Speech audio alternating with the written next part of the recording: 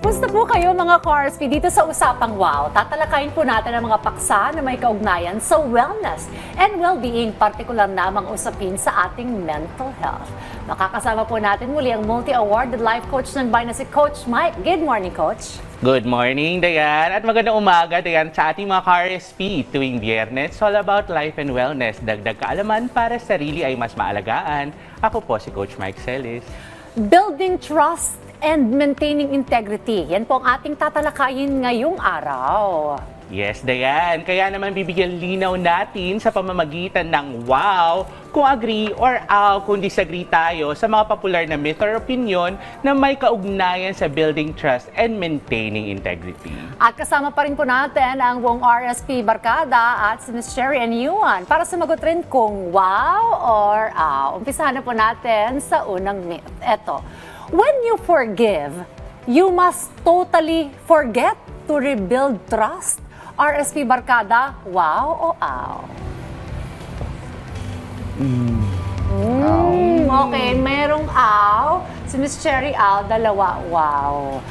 Okay. Hati tayo ngayon. Oo. So tingnan naman natin, mga ka-RSP, lumabas rin tayo ng ating himpilan at nagtanong sa ating kawaw na si Eduardo kung ano ang kanyang sagot. Narito. Ako po, mapapatawad ko po siya pero parang hindi ko po mabibuild ulit yung trust ko sa kanya kasi nagawa niya na po, parang hindi ko na po siya kayang pagkatiwalaan ulit. Ako rin, parang aw ako for this, Coach Mike. Tandem tayo dyan. Oo. Hindi, okay, ang keyword kasi dun sa natin, sa konteksto natin diyan is totally forget. Oo. 'Di ba?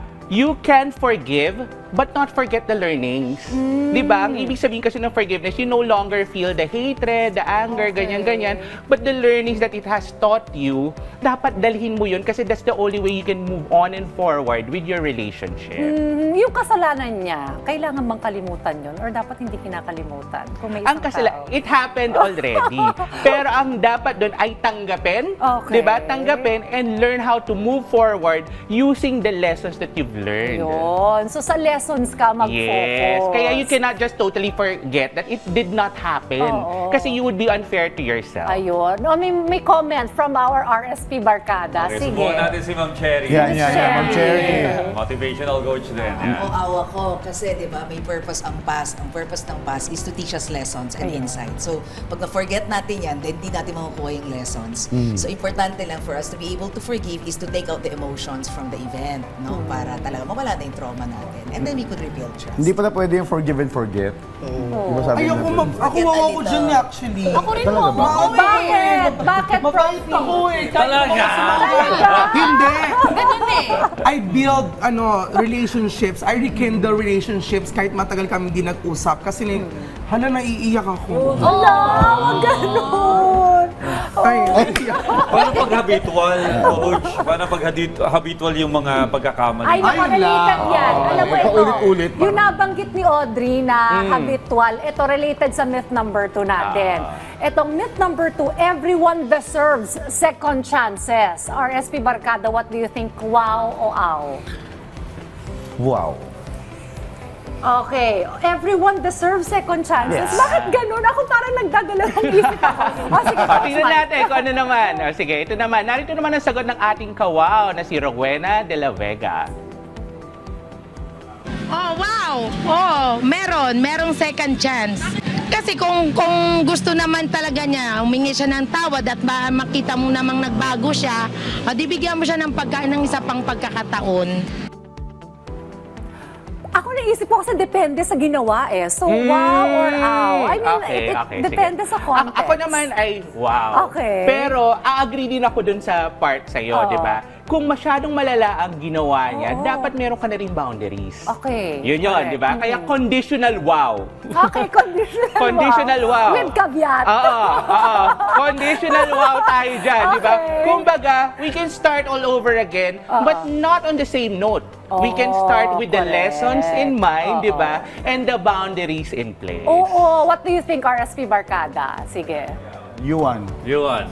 Opo naman, deserve nila ng second chance. Everyone, naniniwala po ako dun Wala na namang lahat ng perfect. tao, wala rin pong perfect. Kumbaga, may mga pagkakamali rin tayo na di natin namamalayan, nagagawa na pala natin. So, anong point pa nung hindi tayo magbibigay ng second chance sa iba? Naku, pero may mga magkakarelasyon, may onting red flag lang, ayoko na Oo agad. nga, may mga ganun naman. Oo, lalo na sa mga Gen Z. Hindi, Ikaw, pero Audrey, just ko gusto ko nagpapatawad malaman kay din. Audrey.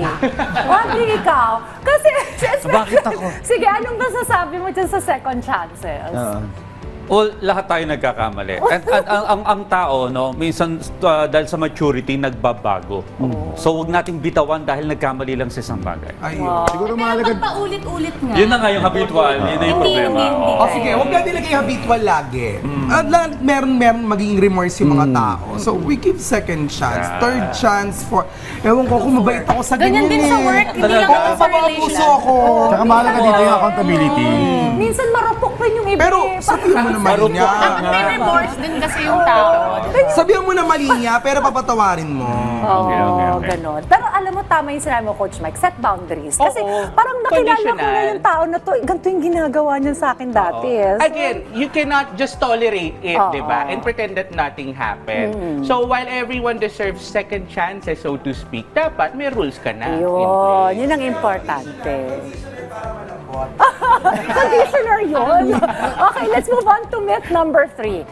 Ang integrity ng isang tao ay makikita lamang sa kanyang actions. RSP Barkada, wow o aw? I believe so. In Wow. unison, wow. Ako rin, wow din ako dyan, Coach Mike. Okay. Tingnan naman natin. Ito, ang sagot ng ating kawawa na si Jazrel Sanoy. Wow po. Parang ano po, pag sasabi po kasi parang pwede magsinungaling. Kaya kailangan po talaga makikita yung ginagawa. Alright, Coach Mike, everybody said wow. Ako naman. Oh, Ako naman ang mag-iiba ngayon. Ako kasi hindi lang sa actions pati sa thoughts dapat. Ah, ganon. Di ba? Yung pag-iisip mo, well, no Okay. one is looking. Halimbawa, ginagawa mo nga yan kasi maraming nakaharap na tao. Pero kapag wala ng camera or wala na nanonood, iba yung naiisip mo. Hindi ka talaga, hindi bukal sa loob mo. Okay. So integrity is doing the right thing even when no one's looking. So even your thoughts matter.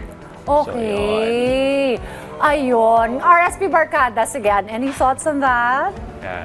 Miss Cherry. Tama, awa na rin ako. Hindi, I think medyo vague kasi yung yung myth. Dapat thoughts and emotions. Thoughts and emotions pala. Oo nga naman. Ang naisip ko kasi dyan minsan, yung iba kasi, iba yung sinasabi sa ginagawa. Totoo. Di ba may ganyan Oo. rin yan? Minsan din naman, iba yung ginagawa sa iniisip. Oo, okay. Kasi kapag after sa camera, di ba kahit yung mga iba't ibang tao masaya tignan sa harapan pero sa likod may mga problema, minsan hindi na maiwasan na hindi maging happy pa din. We can always smile baka siguro ganon. Ako naman maraming points kasi pag yung action talaga, yung action-oriented Oo. ako Gawin mo na lang, just do it. So Ayan. yung nakikita ko yung result, yun Wag judge your doubt. Tignan mo na. Tignan mo na. Well, very Obviously, interesting judger. ang ating mga natalakay ngayon. Maraming salamat muli. Multi-awarded life Thank coach you. ng bayan, Coach Mike Celes. At sa ating mga KRSP, lagi po nating tatandaan na laging gawing wow ang ating buhay pag may aw. Huwag baliwalain because our wellness and well-being, especially our mental health, matter.